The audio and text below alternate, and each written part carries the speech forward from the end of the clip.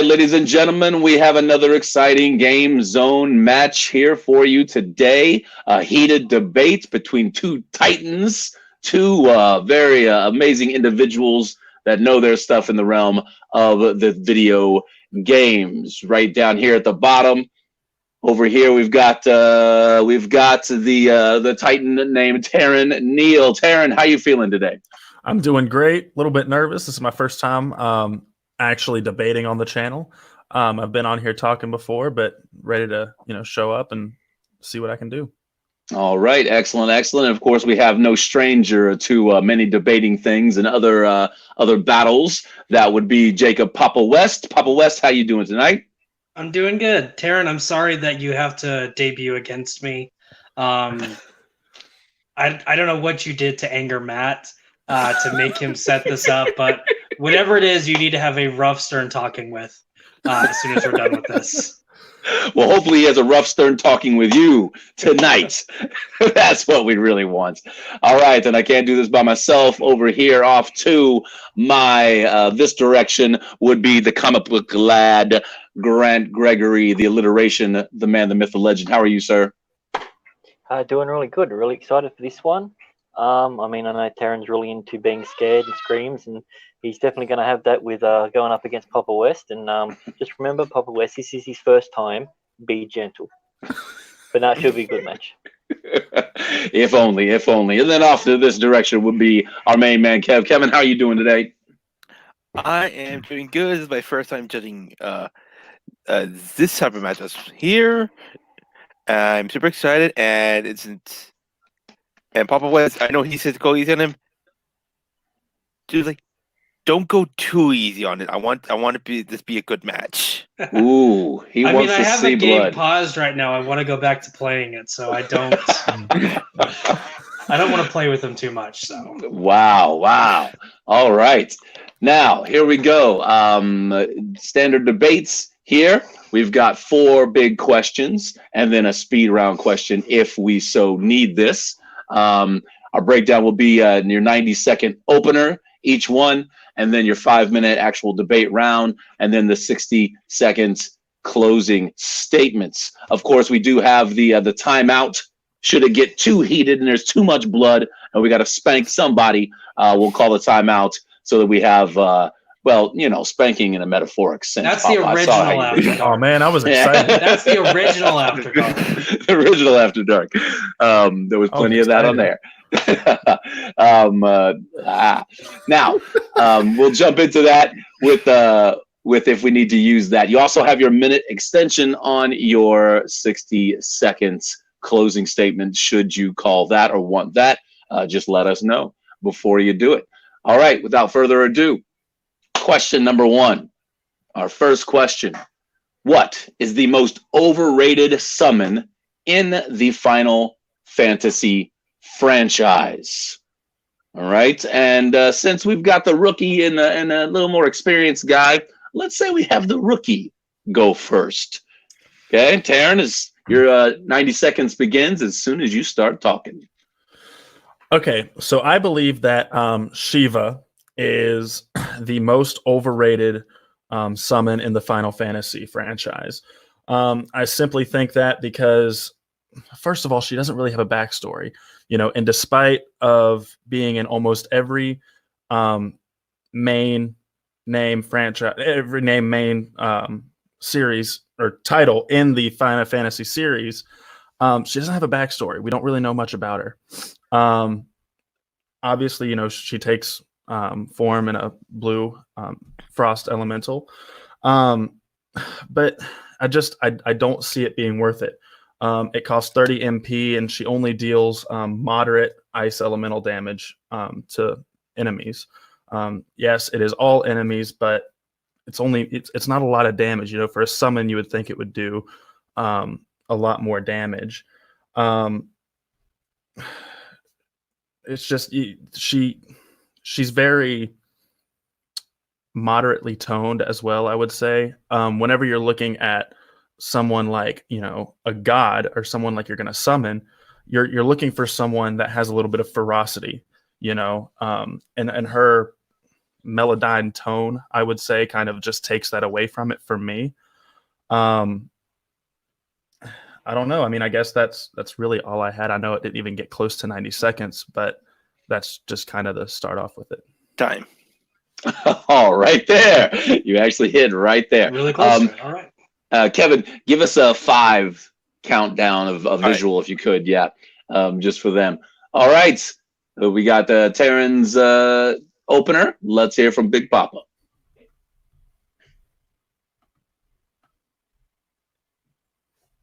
All right, so when it comes to the most overrated summon in Final Fantasy, you have to look at someone who is big, demeaning, scary looking, has a crazy looking horse, spear, looks like he's gonna kick your ass, and then doesn't. And that is Odin. Fun fact about Odin, he only attacks one person at a time, and he hits very rarely. He has the lowest accuracy of any summon.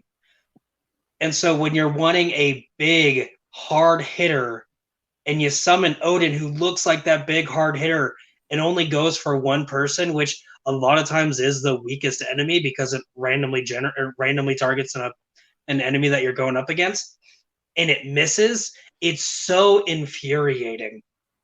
There are so many better summons out there.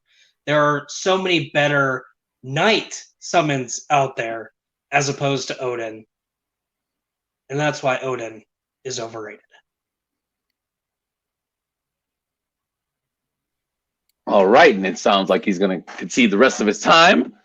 Excellent. Yep. All right, now we've got our players on the field, Shiva, Odin, okay? And then you got 5 minutes to duke it out. All right, and your 5 minutes starts. Whoever starts talking first. So, Tarrin, real quick, just to counter 2 things you said right off the bat. First thing is, you said we don't really get that much of a backstory. We don't get a ton of backstory with any of the summons. I mean, Shiva has been in almost every single game, the same with Bahamut. We don't really learn a ton about him. And then you said, whenever you have a summon, you want something ferocious, and you don't get that with Shiva. The reason you don't get that with Shiva is because she is the counter to Ifrit, who is the flame goat or whatever creature they decide to have him look like.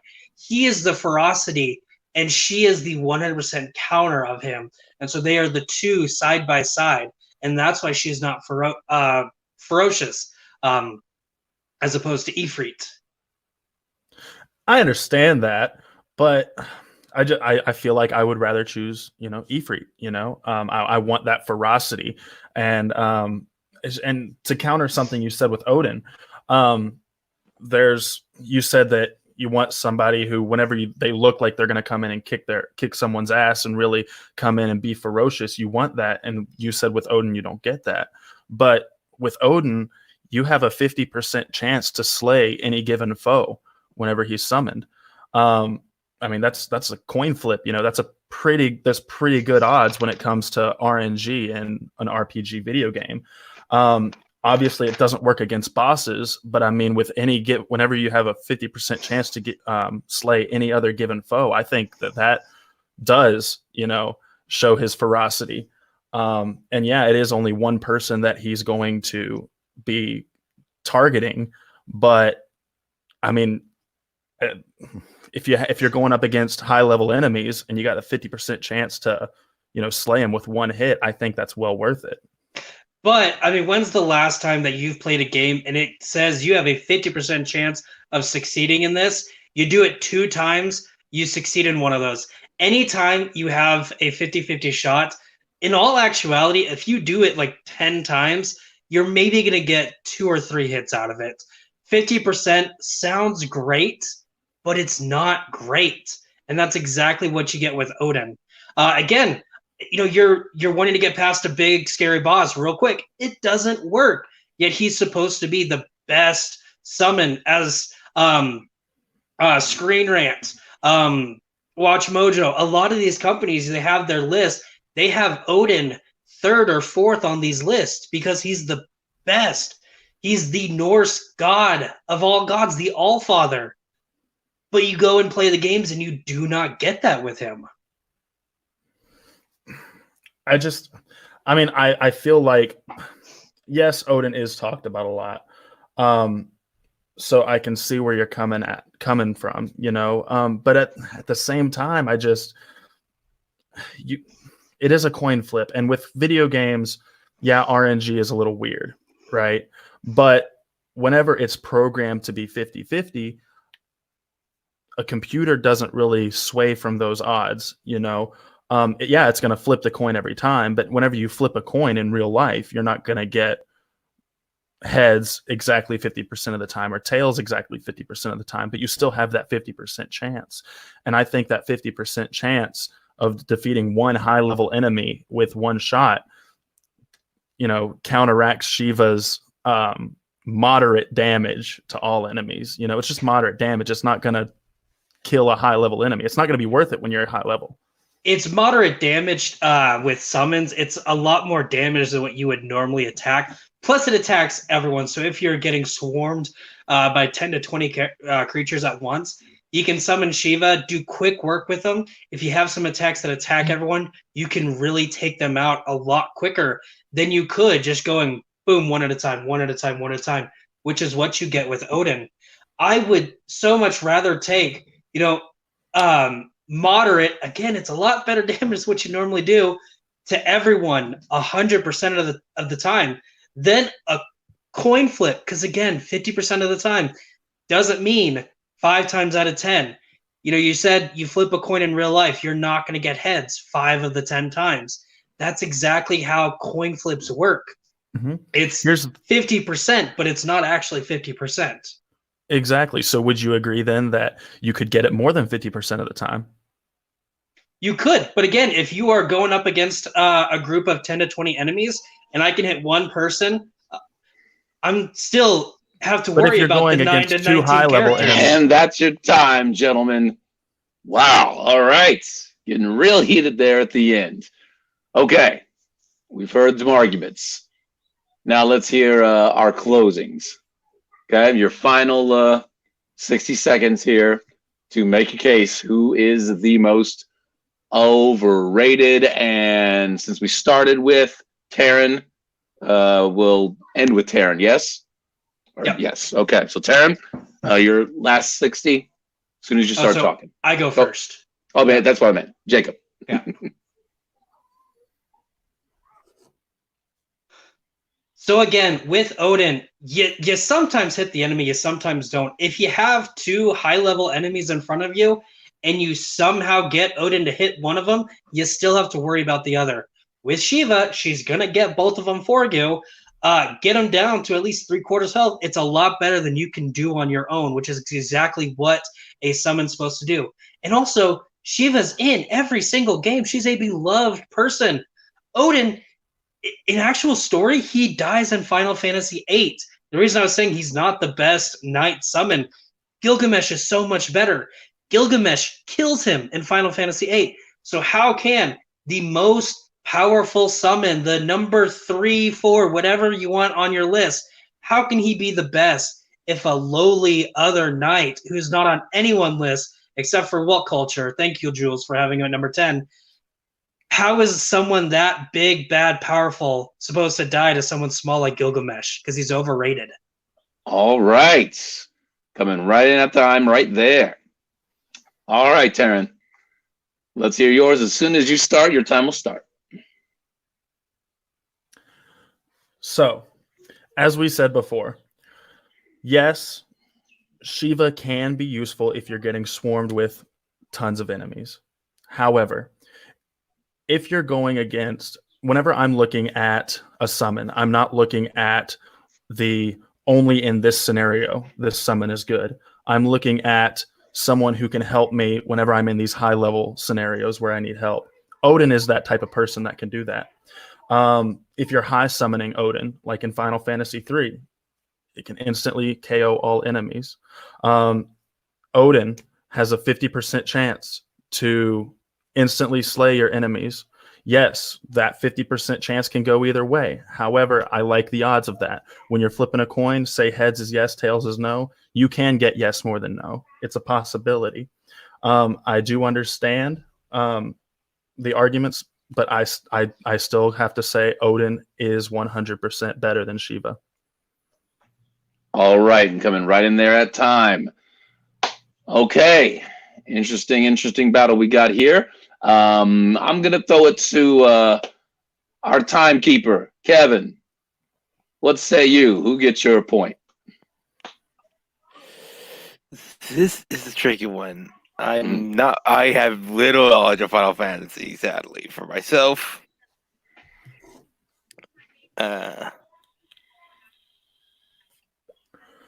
And otherwise, I try to understand it. At best, I'm gonna probably have to go with Odin on this one, simply for the better argument. All right, so that point to Jacob, that Odin's the most overrated. Yep. Okay. All right, Grant, what say you, sir? All right, good argument between you two guys. I liked early on that you both hit about the stats. You counteracted each other very well when it comes to multiple enemies versus single enemies. I really enjoyed the fact that Tarrin hit on the 50% as his main focus, but unfortunately the question was which one wasn't better. It was which one was more overrated, and unfortunately Tarrin didn't mention why other people think it's so great, just his own individual opinion, where Papa West brought up Screen Rant and other lists and other reasons why people think this is such a good summon where it wasn't. If it was who was the better one, I would have given it to Tarrin, but unfortunately he was arguing the wrong question in that one, so I have to give my point to Papa West. All right, so Papa West gets the first point of the game. My opinion doesn't matter right now, but I will agree with Grant. If it was which one was better, Tarrin, you would have got it because you were giving him all the reasons why. Odin actually isn't bad. I'll take that 50%. It's better than nothing. It's pretty good. But the most overrated, just could have heard a little bit more of why Shiva was overrated. From other sources. So, but good job, good battle. All right, which leads us to question number 2. All right, a lot of people play the Halo series. Yes, and we're going to ask, what is the most iconic weapon in the Halo series? So again, the most iconic weapon in Halo. We started with Tarrin. Last question, so we're going to start with Papa West. Your time will start when you begin speaking, sir. All right, so the most iconic weapon in the Halo series, whenever you close your eyes and think of Halo, you think of one weapon, and that is one of the main weapons carried by the Elite. So it's obviously going to be the best because their name means the best, and that is the Energy Sword. An Energy Sword, if you see an enemy with it, you take off running because they're going to destroy you. If you have it, you feel awesome because no one can stop you. Most time you see a kid wearing like a Master Chief costume for Christmas, they're gonna have the Energy Sword because it looks powerful. It is powerful. When you think of Halo, you think of the Energy Sword. It's the only weapon you think about. I'm gonna go and concede the rest of my time. All right, conceding the rest of his time there. So we will jump over to Tarrin. Sir, your time begins when you do as well.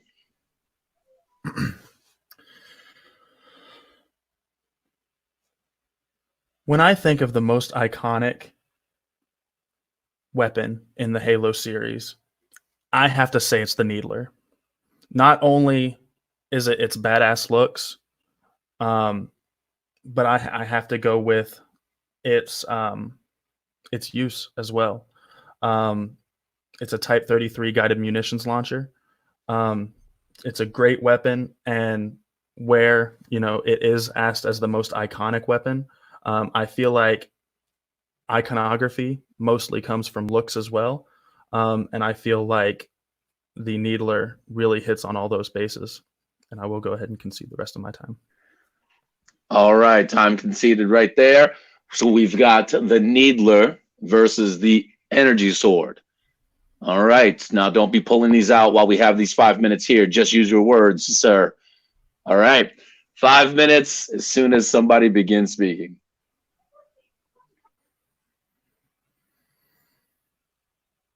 So again, you want to bring up the Needler as the most iconic weapon.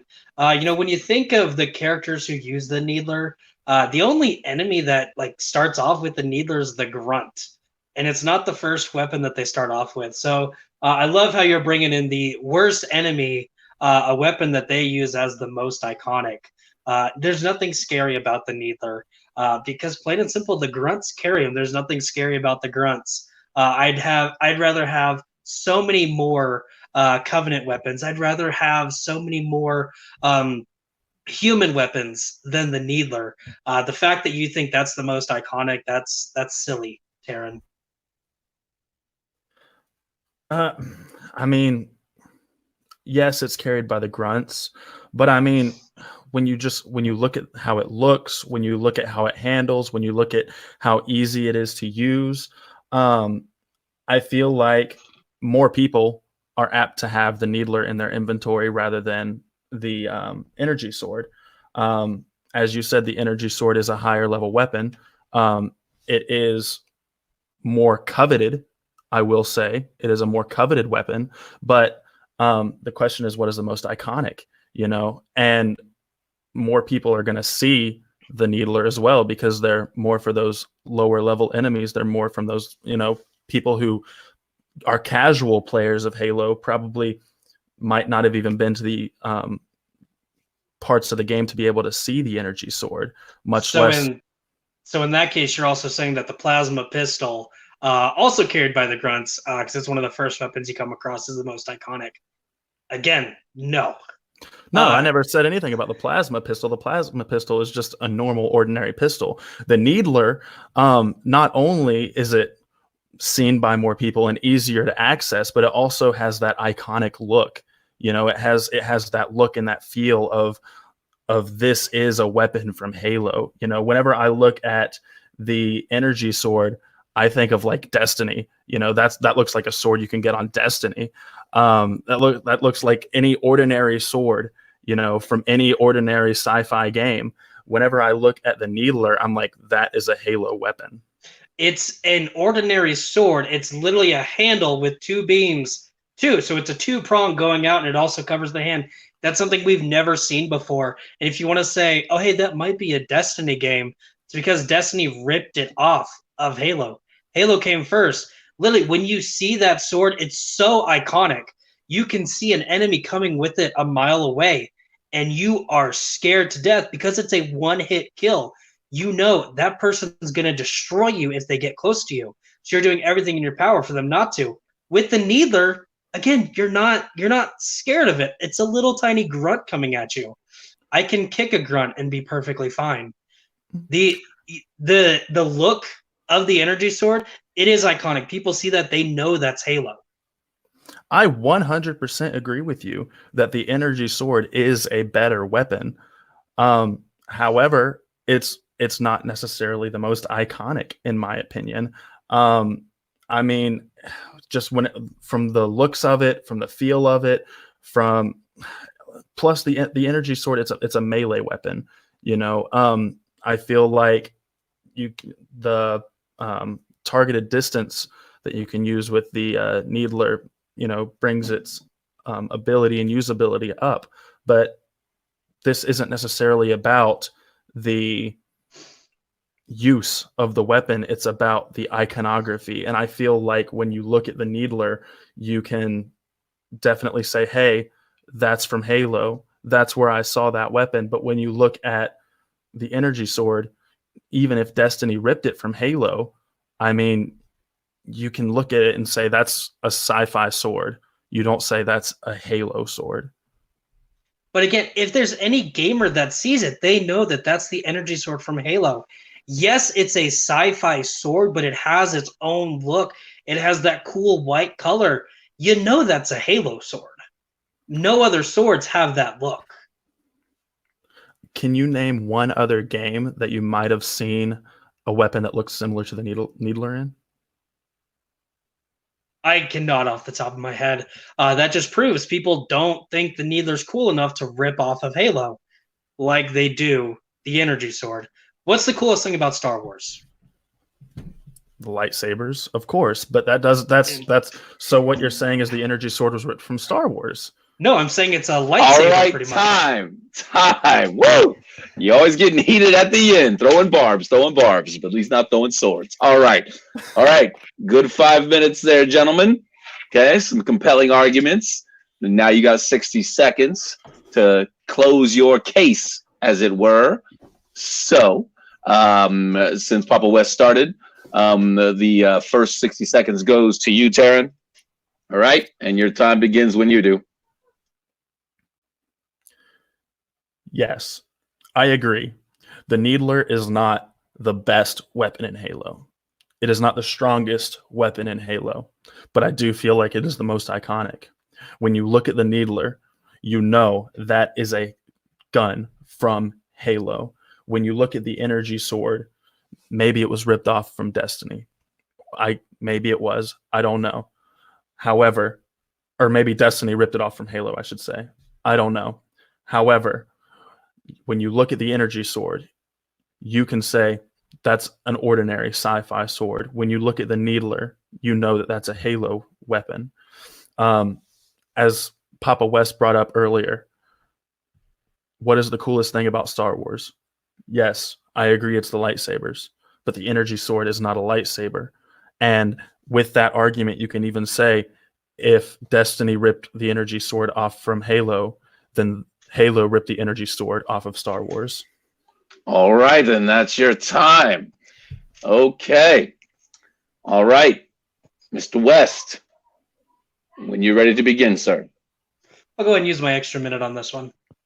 All right. So 2 minutes goes when you start talking.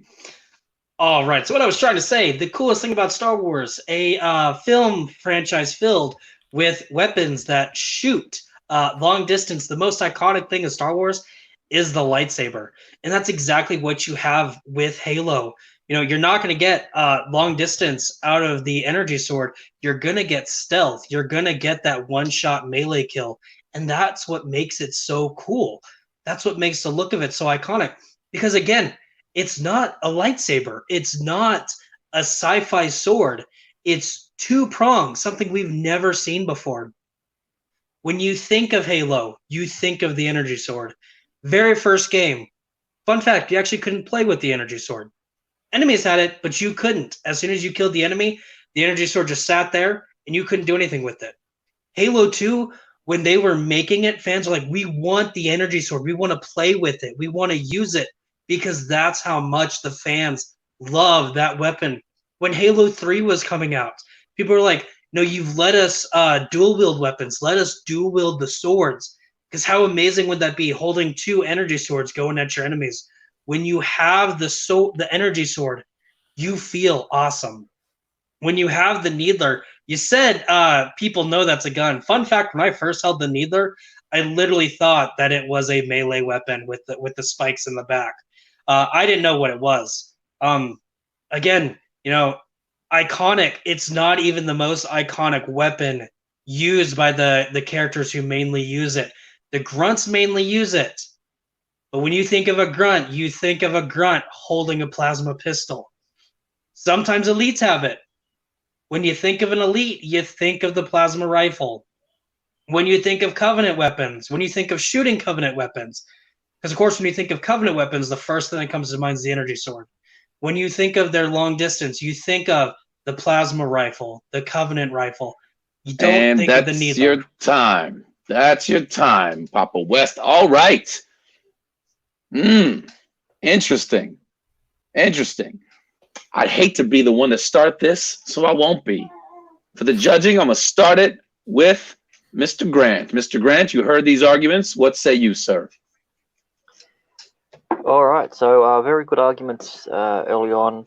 I like the fact that Tarrin was focusing on its iconography basically being built around aesthetics, where you got Papa West that was going more on what it does and the fear factor behind it. I think it was smart that Papa West used his extra minute on that, but I think he got bogged down in his own argument towards that end, talking about other franchises and other things when Terrence was more sticking to the aesthetics and why it's iconic because you look at it and you can see it that way. And the point when he said there's so many other sci-fi swords that are out there that are similar, not exactly the same, and you weren't able to counteract that exactly. That was the point that stuck in my head, so I'm going to give my point to Tarrin. All right, so the first point goes to Tarrin, and I'll jump in here.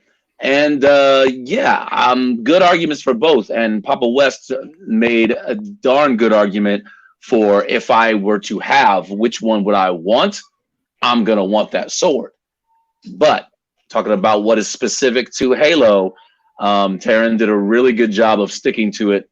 You know that weapon from Halo, from nowhere else. And when he threw that to Papa, can you name another one? And he couldn't do it. He had a good argument, counteracting it later on, but right in the moment he couldn't. So for that reason there too, I'm going to have to go with Tarrin as well. Okay, so that's 2 for Tarrin. So Tarrin gets that point, but our timekeeper got to have something to say. Who would have got your point there, Kevin? Interesting. What before with the argument wise,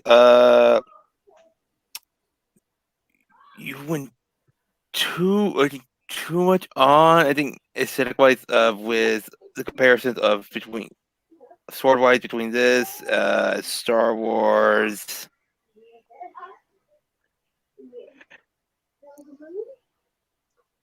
My memories. That's very good. I'm sorry, guys.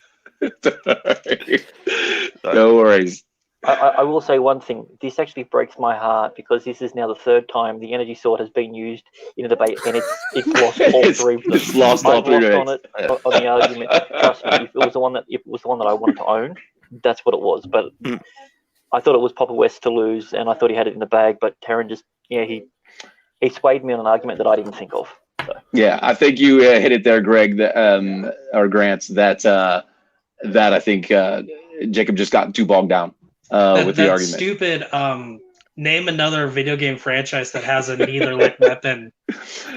Dang it! Yep, that was a good one. Good move there, sir. All right, okay. So, liking this so far, we got a point each. Okay, so this number 3 should be interesting as well. All right, now we're getting to more games that I know and love. The classic NES, the Nintendo Entertainment System. Still remember the first time I had one, felt the controller in my hands. Very exciting. So what classic NES game should be remade and released for which modern gaming system? All right, which classic NES game is going to jump to a new modern system and be remade and re-released? And we're going to start again with Tarrin. Your time will begin when you do so.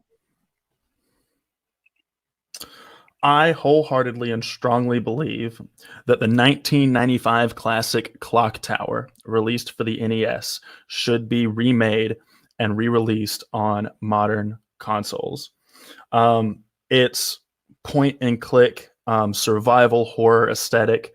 It's amazing, and the nostalgia factor would go through the roof.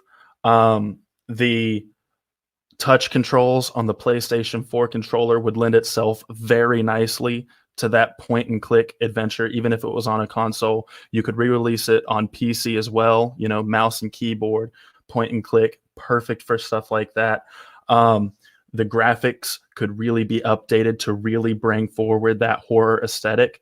And with the recent release of the Resident Evil 3 remake, Scissorman who is the iconic killer in Clock Tower, is highly compared to Nemesis from Resident Evil 3, where he disappears and he'll find you randomly throughout the game. And I feel like people could put those two connections together and be like, I loved Resident Evil 3. I've played Clock Tower on the NES, and I want to play it on new systems. And I will concede the rest of my time. All right. Oh, man.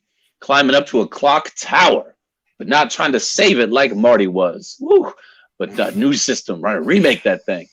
All right, sorry, I got to bring it in. All right, not bad, not bad. We got Clock Tower, a point for Clock Tower. Now we got to get a point from Papa West. Your time begins when you do, sir. All right, so when it comes to what game should be re-released and remastered, one thing you got to think of, what are the fans wanting? And I'll go ahead and knock your argument down in the later. But if Microsoft or Sony or Activision, any company's like, hey guys, we're going to re-release Contra, the fans are going to go insane. The game that made the Konami code famous, up, up, down, down, left, right, A, B, start. I mean, when people say that, they immediately think of Contra. When you say, hey, super hard shooting games, super hard games, you think of Contra. When you think of the NES, you think of Contra. And talk about a game that would benefit from updated graphics. Take the 8-bit style 2D platforming shooter, make it look realistic. Add a first-person shooter mix in there where it's you're in the jungle looking through the eyes of the two heroes. Don't have it to where the gun's shooting all the time. You actually control the gun. Make it a little easier, I don't know. But then you can also have OG mode, where it is the same difficulty, same 2D platform style. But give it so much more to do to bring it into the house of all these gamers today. Makes sense. All right. And that's your time. Whoa. 2 games. One's pulling me back. Both actually pulling me back nostalgically. Oh, Clock Tower, which I ain't thought about in a minute. And Contra, I ain't played since Contra 4 on the 3DS. So this will be interesting. All right, gentlemen, duke it out. 5 minutes, whoever starts. So again, I like how you bring up Scissorman, because he is the goofiest looking killer ever. If you bring him in today and make him look a lot more realistic, you're really going to see how ridiculous a weird-looking guy with a humongous thing of scissors looks. It's not going to be scary like Freddy Krueger or Edward Scissorhands, who really isn't a villain, but still same kind of look. Isn't going to be scary like Jason or Michael Myers. It's this dude running with scissors, which, let's be honest, we're trying to teach kids not to run with scissors in the first place. So I don't see why you want to bring back Scissorman. I'm so glad we're done with him. Don't bring him back. When you're updating a game, you're not going to keep the exact same look of that character. You're going to update him. Whenever the NES was in its day, they needed to add that cartoon kind of funny factor, because back in that day, survival horror wasn't what it is today. It was totally different. You couldn't get away with the blood and guts of what you can today. And whenever you're updating Scissorman, you can update him to be a much more scary character.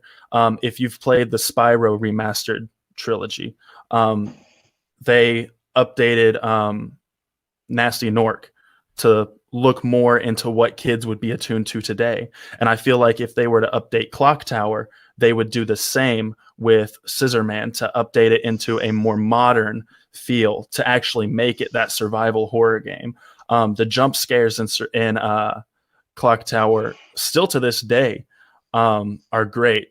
I mean, I played through Clock Tower a while back on the Extreme Screams Facebook page, and I still jumped at some of the jump scares. Now with Contra, I agree. Contra is a great game. It's one of those classics that I feel like everybody has played. But where you really, really lost me was whenever you were talking about adding the first person element into Contra. If you're remaking one of those classic games, and if you add an element such as first person or something like that, if you change it too much into one of the super beloved, or change one of those super beloved games into something new and add more elements to it, like first person, if you make it easier, things like that, it's going to upset the fans. It's going to upset people. I feel like, me personally, I would rather have the old Contra and go back and play it rather than updating it into having a first person mode and other things like that. It would lose its nostalgia factor. And with Clock Tower, not a whole lot of people have played it. The original game was only released in China, Japan. Or Japan, I should say. I apologize. It was only released in the Japanese market. And when you update it and you bring it over to this North American market, you're going to be introducing it to so many more people. And I feel like it would sell so much better because just of that nostalgic new factor. You know what I'm saying? Yeah, but I mean, I don't really see where you see the nostalgia for it. Sorry, I cannot speak. Because even whenever they made the sequels for the PlayStation and PS2, not a lot of people liked it. When they had the NES Classic, Clock Tower wasn't there. And again, you can say, hey, that's just because it was a Japan-only thing, and they didn't bring it into America. A lot of Japanese-only released games, have a cult following in America. I mean, you look at the whole Earthbound series with Mother 2. So many people in America love that series, where only Earthbound you were able to play in North America. A lot of people learned Japanese so that they could play Mother and Mother 2 and get the full story out of that. You didn't have the people doing that with Clock Tower. And again, Contra, I'm not saying you're going to take it and change it and make it easier. They're going to update it. You still have the OG mode, the super difficult side scroller looks like the original, but also have the 2D side scrolling with better graphics and have first person shooters. So if you're that person like, I don't want them messing with my Contra, you still have that original version in the game. And if you're like, hey, you know what, I might be able to, I might want to try out the other modes, hey, it's right there for you. Whenever it comes to Clock Tower, gaming is such a great industry. The only thing is, a lot of people don't play games that they're not familiar with just because of how expensive it is. And if you say, hey, this is a game like Resident Evil, like Silent Hill, I'm going to play Resident Evil or Silent Hill. Time's up. Whew. All right. Compelling. You boys know how to battle. All right. I'm glad nobody ran with scissors, though. This is good. Yes. Let's Jacob, since we started with Tarrin, we're gonna start with you through our 60-second closers. Your time begins when you do. Yeah, so again, right now, a lot of people aren't going off of the stuff that they know. That's why Call of Duty sells. Even if it's the same game, just updated stuff, it's still selling. Madden, NHL, NBA, all these stuff are still selling because people are familiar with it. People aren't going to spend $50-$60 on something they don't know. And that's exactly the issue I have with Contra. If you tell me, hey, this game is just like Resident Evil, well, where are the zombies? There aren't any zombies. There's a weird guy chasing me with scissors. I'm going to stick with Resident Evil, or I'm going to stick with Silent Hill. Scissorman, he's not that scary of a villain. And yes, they meant it to be cartoony. If you update his look, it's exactly what you're saying is going to happen with Contra. Whereas people are going to say, hey, that's my Scissorman. I don't want him updated. And then people who have never seen him before, why is this weird guy chasing me with scissors? It doesn't make any sense.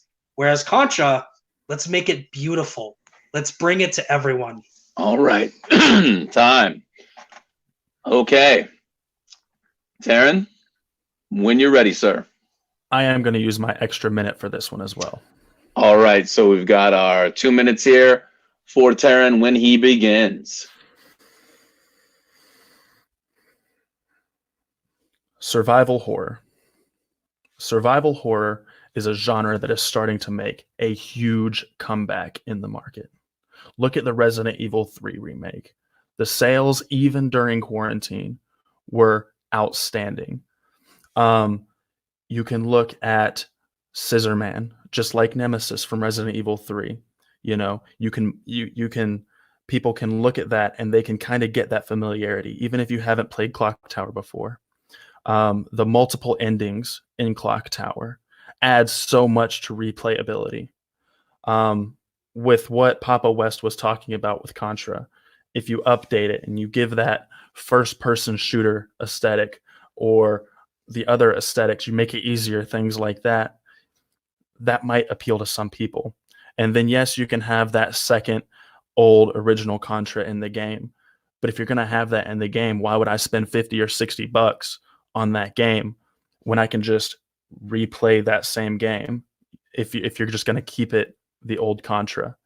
I feel like if you updated the aesthetic of Clock Tower, if you put it with updated graphics, if you kept some of those same jump scares as before, and if you kept all of those alternate endings that you could have, people would buy it not only for replayability, not only for the cult following of the fans. Yes, the sequels were not well received. I get that, but I'm not talking about the sequels. I'm wanting to remake the original game, which had raving reviews. I feel like they would buy it. The cult following that it has, I feel like people would buy it because they enjoyed it before. I feel like it would bring new fans in because of replayability and because of the new survival horror aesthetic that is starting to come back in the market. I feel like people would buy it simply because it is a good survival horror game. And that's your time. All right. Whew. All right. Yeah. Did not make this easy, guys. Did not make this easy. All right. I'll start this one. Man alive. You guys both, I mean, really did a great job. I would play both of these, and I would probably buy both of these based on those pitches alone. I think, Tarrin, you won me out just with combining all of those things at the end there. The multiple endings, it's hitting that stride with the survival horror, and the nostalgia and the cult status would bring a lot of different types of people with all those things put together. So my point's going to go to Tarrin. All right, Kevin, what say you? I'm with you on this, Alan. Especially with the argument mainly focused on Scissor Man about him being updated to make him more scarier, and also the argument against Contra about if you add like a first person element, but also add the original OG mode of it, like why would I could play the original Contra, especially with the the Konami remastered of Contra that's already out now. I could get that instead. So my point goes to Clock Tower. All right, that's two. That's another point for Tarrin. Grant, do you want to chime in? Where were you going, sir? Early on, it was clear that Jacob was going to win this one, and then just towards the last end of the argument, we started to get some nice comebacks, and then that extra minute, just being able to describe why more so it would work. I didn't hear what console it would be released on, which was a shame. I think you both missed out on the opportunity because there's actually a Contra game out this year, and there was another one released 6 months ago. So either one of you could have hit on that, which would have been interesting. I would have given my point based purely and simply on the fact that I got just that little bit more from that extra minute from Tarrin. But up to that, if it was a normal minute argument, I would have given it to Jacob West in a heartbeat. All right. All right. So that extra 60 seconds paid off for you there, Tarrin. Tarrin gets another point. So we've got Tarrin 2, Jacob 1. All right. So we've got our last question here, which Papa wants to stay in this thing. He's going to make some compelling arguments, and I think he'll probably bring it, which means Tarrin got to bring it too. So You got this, Our guys. final question. Our final question before, if we make it through the speed round, our final question is, which DC, the realm of DC character, should be the next DLC, the downloadable content for Injustice 2? So which DC character should be the next downloadable character to play in Injustice number 2? And we started with Jacob last time, so we're going to start with Tarrin this time. 60 seconds or 90 seconds to you when you begin, sir.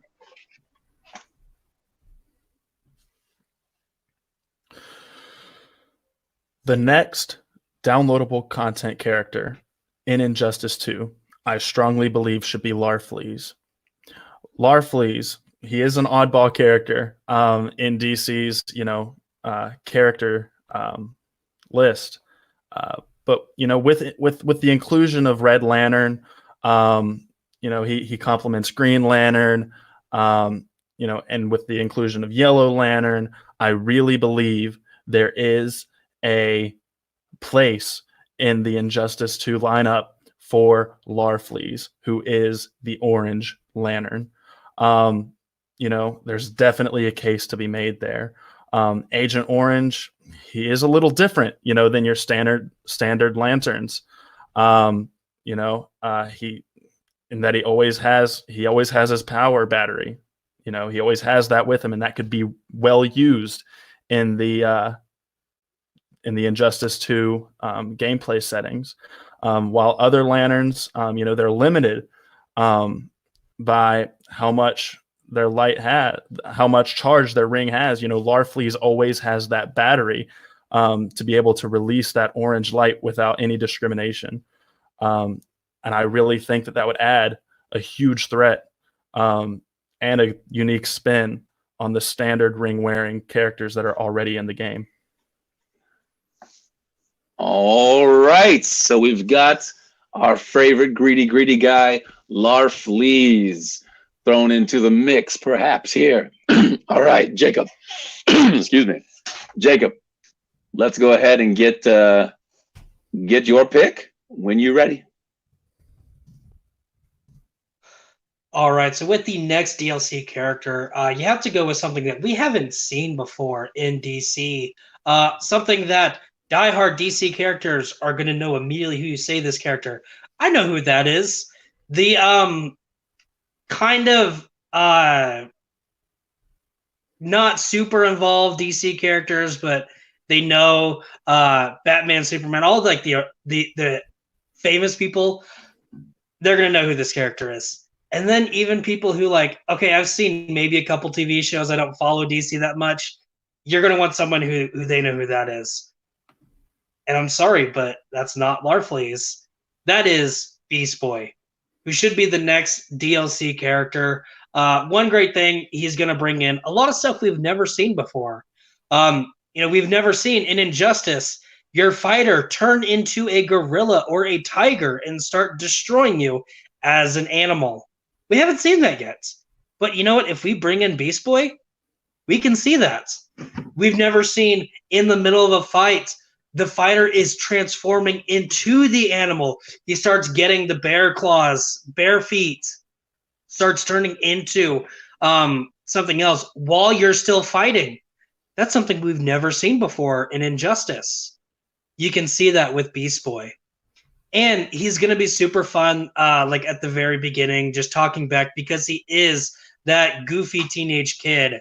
You're going to see that with Beast Boy. All right, and that's the time. So we got the fun-loving Beast Boy versus the greedy Larfleeze. Oh, this 5 minutes should be juicy. Okay, all right, guys, bring the pain. Here we go. When you guys start. So again, Tarrin, I will be the first person to admit this. When you first said Larfleeze, I was like, who the fuck is Larfleeze? I don't know. I started looking it up because I didn't even hear you right. And I'm like, who is this guy?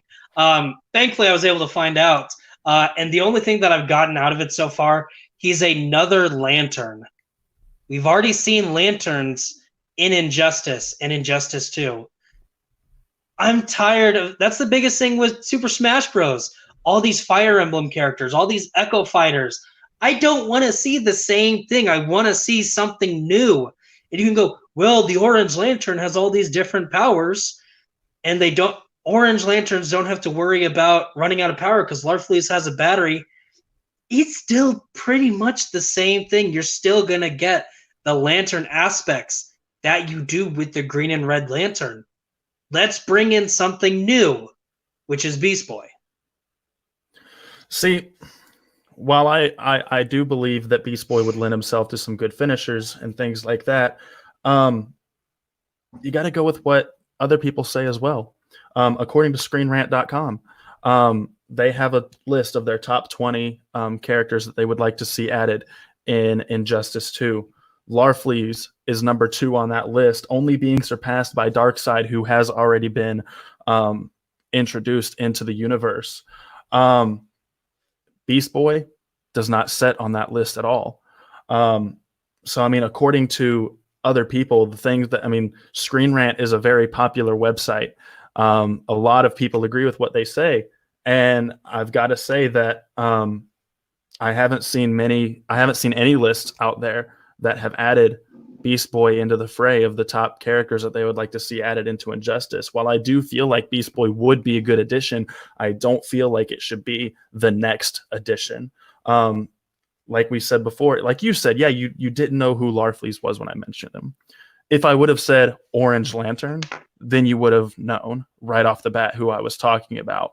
Just because I used his regular normal name, his actual name, is the only reason you didn't know.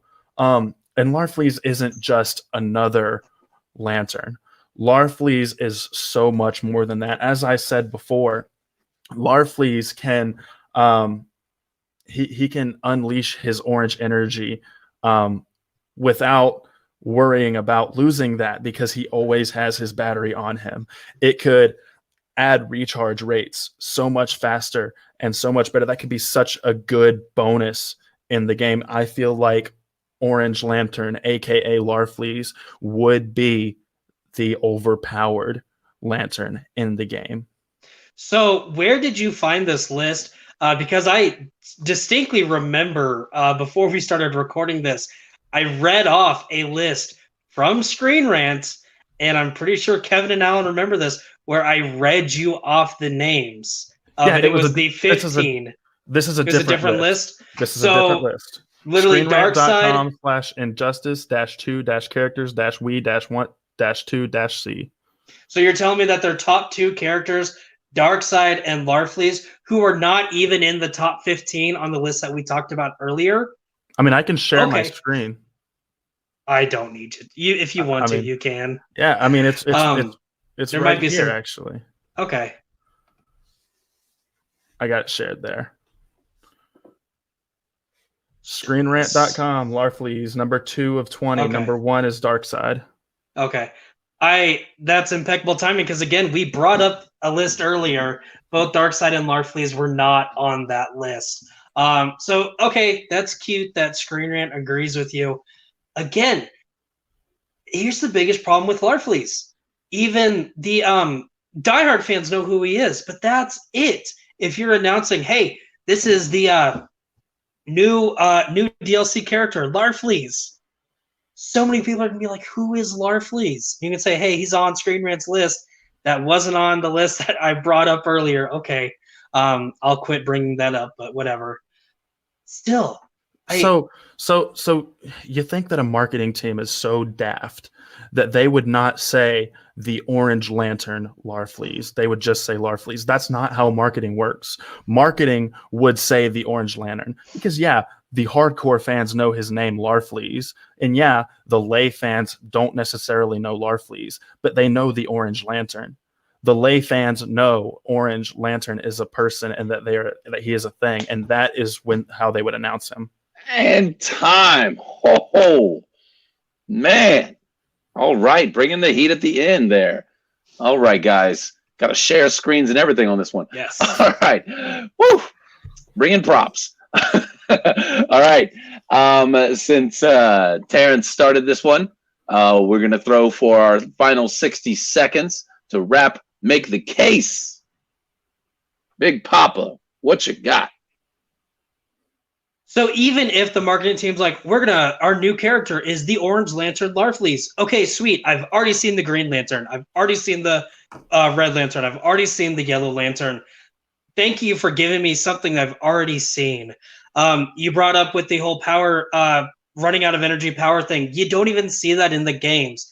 That's something that'd be a cool nod. But if we don't even see it with the green, yellow, and red lanterns, it doesn't make sense to even bring that up. With Beast Boy, it's something we've never seen. It's close combat with your character turning into an animal. Not like getting mad, literally turning into an animal as your special builds up, as your special hits, your finisher. You're a bear, you're a gorilla, whatever animal. And hey, different costumes can mean different characters. So you really mix things up with how you play it. You don't do that with Orange Lantern. You can be so many different things, something we've never seen before. And your time, sir. Your time. Whew. All right. Tarrin, make your closing statement when you're ready. While I do agree with Papa West that the special ability for Beast Boy could be a great special ability, I have to ask, until your special ability builds up, what are you going to do with a lanky teenager? Are you going to use a lanky teenager to punch Superman or Batman or any of these other iconic DC characters? It's not going to, if it does damage, it's going to break any immersion that the game has. Yes, you can turn into an animal when you have a special ability, but other than your special ability, he would be good for nothing. Larfleeze, the Orange Lantern, like I said before, your special ability, since he has his recharge ring, it could be a special thing where it would build up faster and you could use those things faster. Larfleeze, he's a like a dinosaur-esque creature thing. He's a great character to add into the game. I think that he would be a great lantern. All right, and that's your time. Whew. Okay. Compelling arguments both. I will say this, and I'm glad I don't have to start it. Oh no. We're going to you, Kevin. Time Master. Which character do you think gets thrown into the mix? Great job talking about Larfleeze a bit. You have not mentioned that much of his power, especially his his Orange Lantern power, or what his meaning of the lantern symbol of it average. You haven't mentioned any of that. I thought in more to Beast Boy, especially when going to deal about how he plays, how he moves, especially his abilities in the point of the game. So my point will go to Beast Boy. All right. So Beast Boy gets the first point. All right. Comic book lad, you should know. Oh, did he disappear? I think he disappeared. There he is. You with us? He's shaky. You're muted, sir. All right. There you go. Okay. All right. What say you? You ready to give us a point? Yep. Just a few All right. fact-checking issues. Fast checks. No, fact checks. Papa That's West what I said. He said Orange Lantern. There's only one lantern. And for Tarrin, Larfleeze isn't some sort of dinosaur. So I just thought I'd get those out of the way. He has like a face that looks kind of like a dinosaur thing. It doesn't affect my my ruling. Your ruling? Okay, so essentially what happened was I heard so much more about Larfleeze and not why Beast Boy was good during the main argument. Papa West had a really good argument in his closing about being the power set and that your one didn't have any that Terrence didn't have anything. Tarrin came back with his power would build up fast because he has the battery with him. That was the straw for me that broke the camel's back. I cannot believe I am voting against the character who I've put so many emails in for. I'm picking Laughley's, and I can't believe I'm actually saying that out loud.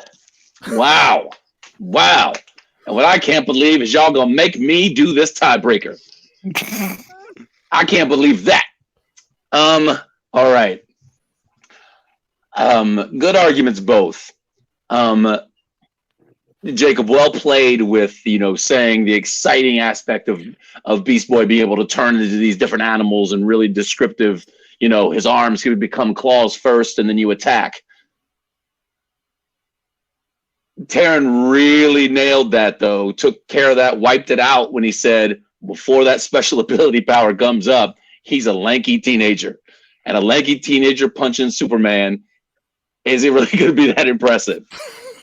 But at the same time, Tarrin, he's got a lot more powers than just his battery.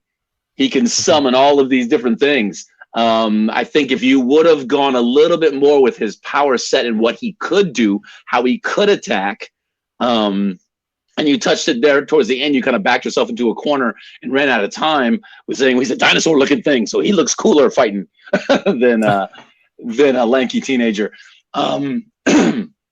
Both of these arguments were good. I would love both characters to come into play. You did yourself a service with the marketing aspect, and saying he's different than the other lanterns because he doesn't run out of power, and they're going to market him as an orange lantern, and he looks cooler than Beast Boy. So I'm going to go with Tarrin as well.